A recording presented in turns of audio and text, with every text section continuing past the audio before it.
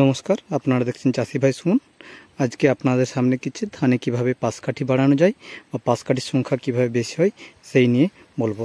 তার আগে কিছু আমি একটা জমিতে এসেছি, এখানে একটা গাছের কুচির মধ্যে কত পাশকাঠি হচ্ছে সেটা একটু দেখে নিন ভালো করে একটু দেখুন। একটু ভালো করে লক্ষ্য করলেই বুঝতে পারবেন যে পাশকাঠির সংখ্যা কত। দেখুন, এটাতে একটা, দুটো, তিনটা, চারটে, পাঁচটা, ছটা, সাতটা, আটটা, নটা, 10টা, 11টা, 12টা, 13টা, 14টা,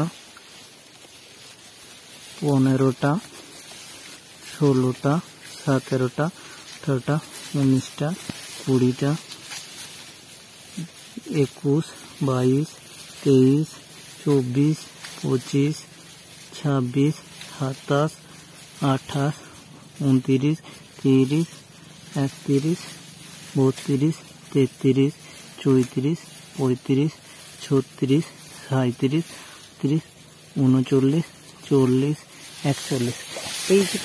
এইভাবে প্রতিটা দেখতে পাচ্ছেন, প্রতিটা কিন্তু গোছ বা প্রতিটা কিছু থোর, প্রতিটা গোছ কিন্তু অনেক পাশকাঠি এসেছে।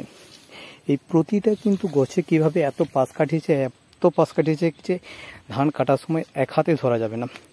চলুন আমরা জেনে নেব কিছু চাষিরা কিছু এই জমিতে কি প্রয়োগ করছে এবং পাশকাঠি বেশি আসার কারণ কি। ধানের ফলন নির্ভর করে পাশকাঠির উপর। অধিক ফলন পেতে হলে পাশকাঠির সংখ্যা যে কোনো উপায়ে বাড়াতে হবে। যদি প্রতিটি পাশকাঠি সুফল এবং শক্ত প্রকৃতির হয়, প্রতিটি থেকে শীষ বেরোবে এবং সেই শীষ থেকে কিছু যদি ধান বেরিয়ে আসে, ধানের পরিমাণ কিন্তু অনেক বেশি। তাহলে কি আপনাকে কিছু প্রথম অবস্থায় সঠিক পরিমাণে চাপান সার দিতে হবে। কি পরিমাণ চাপান সার দেবেন সেটা কিন্তু নির্ভর করছে আগে আপনি জমিটাকে কোন ফসলের জন্য ব্যবহার করছেন। যদি আগে মরশুমে ধান লাগিয়েছেন সেক্ষেত্রে এক রকমের চাপান সার, আগের মরশুমে আলু লাগিয়েছেন সেক্ষেত্রে এক রকমের চাপান সার, যদি আপনি জমিতে গোবর সার দিয়েছেন সেক্ষেত্রে এক রকমের চাপান সার লাগে। আমি আপনাদেরকে কিছু 3 রকম জমির ক্ষেত্রে 3 রকমের চাপান সারের কথা বলবো।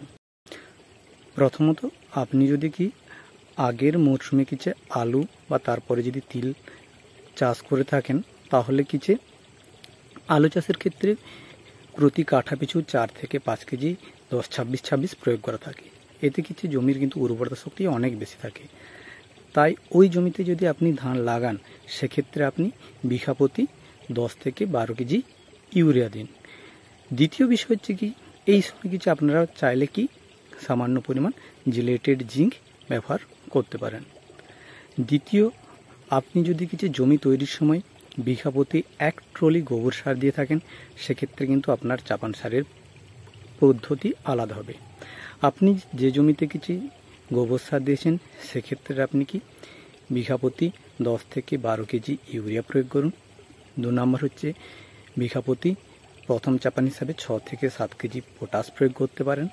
আর 3 নম্বর চাপান হচ্ছে আপনার চাইলে প্রতি বিঘাতে 2 থেকে 250 গ্রাম অনুখাদ্য প্রয়োগ করতে পারেন। যদি অনুখাদ্য না পান তাহলে মাল্টিম্যাক্স বা মোমিবিন এই জাতীয় যে কোনো অনুখাদ্য 2 থেকে 3 ভাবে আপনারা স্প্রে করতে পারেন। এই অনুখাদ্যগুলো আপনার গাছে জিঙ্ক, বোরন, ম্যাঙ্গানিজ, মোলিবডেনাম এই বিষয়গুলোর চাহিদা মেটাবে। যারা জমিতে গোবর সার দিয়েছেন তারা জমিতে হিউমিক অ্যাসিড প্রয়োগ করবেন না। যে সমস্ত চাষিরা জমিতে গোবর সার দেননি তারা চাইলে হিউমিক অ্যাসিড প্রয়োগ করতে পারেন। তৃতীয়ত জমিতে যদি একবার ধান চাষ করেন বা এর আগে যদি কোনো ফসল চাষ করছেন তাহলে জমিতে কোনো রকম উর্বরতা শক্তি থাকে না। সেক্ষেত্রে কিন্তু জমির উর্বর শক্তি নষ্ট হয়, জমিকে আপনাদেরকে বেশি পরিমাণে রাসায়নিক সার প্রয়োগ করতে হবে। এখানে আমি 5টা রাসায়নিক সারের কথা বলবো এবং প্রতিটা রাসায়নিক সারের কোনটার কি কাজ সেই বিষয়ে কিন্তু বিস্তারিত আপনাদের সামনে তুলে ধরবো। প্রথমে বলেছি ইউরিয়া। আপনারা বিঘা প্রতি 10 থেকে 15 কেজি ইউরিয়া ব্যবহার করতে পারেন। এই ইউরিয়ার মধ্যে নাইট্রোজেন থাকে। এই নাইট্রোজেনের মূল কাজ হচ্ছে গাছের পাতাকে সবুজ করা এবং সালোক সংশ্লেষকে বৃদ্ধি করতে সহায়তা করা। 2 নম্বর হচ্ছে পটাশ সার। আপনারা কিছু বিঘা প্রতি 7 থেকে 8 কেজি পটাশ দিতে পারেন। এই পটাশ গাছ কী করবে, গাছকে বৃদ্ধি করতে সহায়তা করবে। আর কিছু এই যে পাশ কাঠি বৃদ্ধিতে কিন্তু পটাশ সারের কিন্তু একটা বড় ভূমিকা রয়েছে। তৃতীয় বিষয় হচ্ছে কিছু জিঙ্ক সালফেট। আপনারা কি হচ্ছে বিঘা প্রতি 21% হলে 3 কেজি ব্যবহার করেন, জিঙ্ক যদি 33% হয় 2 কেজি ব্যবহার করেন। এই জিঙ্ক গাছের ক্লোরোফিল তৈরি করতে সহায়তা করে। 2 নম্বর হচ্ছে কি গাছের পাশ কাঠি বৃদ্ধিতে সহায়তা করে। আর 3 নম্বর হচ্ছে কিছু জিঙ্ক গাছের যে সালোক সংশ্লেষ সেটাতেও কিন্তু জিঙ্কের একটা বড় ভূমিকা রয়েছে।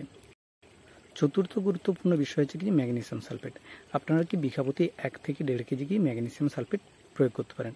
ম্যাগনেসিয়াম সালফেট কি গাছের কিছু ক্লোরোফিল তৈরিতে সহায়তা করে, আর কি গাছের পাতা, ধান গাছের পাতা হলুদ এবং লালের হাত থেকে ধান গাছকে রক্ষা করে। পঞ্চম গুরুত্বপূর্ণ বিষয় হচ্ছে কি ফেরাস সালফেট। আপনারা বিঘা প্রতি 1 থেকে 1.5 কেজি কিন্তু ফেরাস সালফেট ব্যবহার করতে পারেন। এতে কি সালফার এবং লৌহ দুটোই আছে। আপনাদের কি গাছের পাতা হলুদ বা লাল হওয়া থেকে কিন্তু এই ফেরাস সালফেট অর্থাৎ লৌহ এবং সালফার দুজনাই রক্ষা করে।